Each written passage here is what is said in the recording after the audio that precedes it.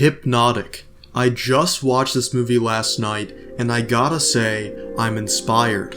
The reason why I'm inspired is because if Hollywood is willing to approve scripts this shitty, then anybody has a chance at getting their idea made into a movie.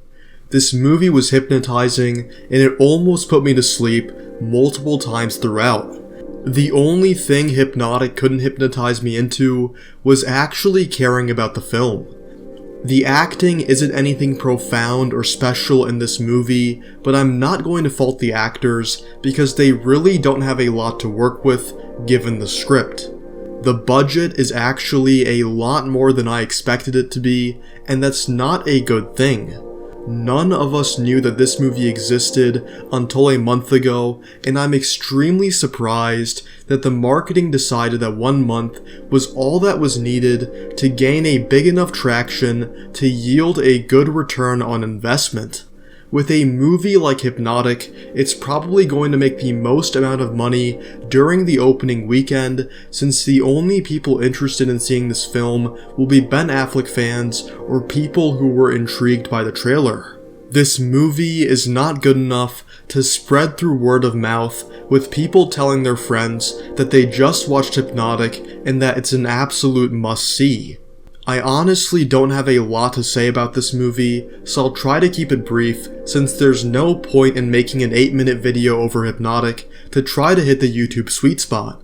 My main problem with this movie is with the writing.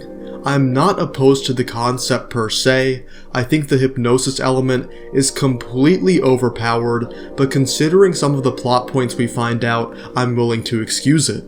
My only issue is that the movie is way too short for what it tries to accomplish. Normally, I love when movies are shorter and skip the filler, but with the amount of plot twists and fake outs this movie has, I feel like it needed more time to space these out as to not exhaust the audience.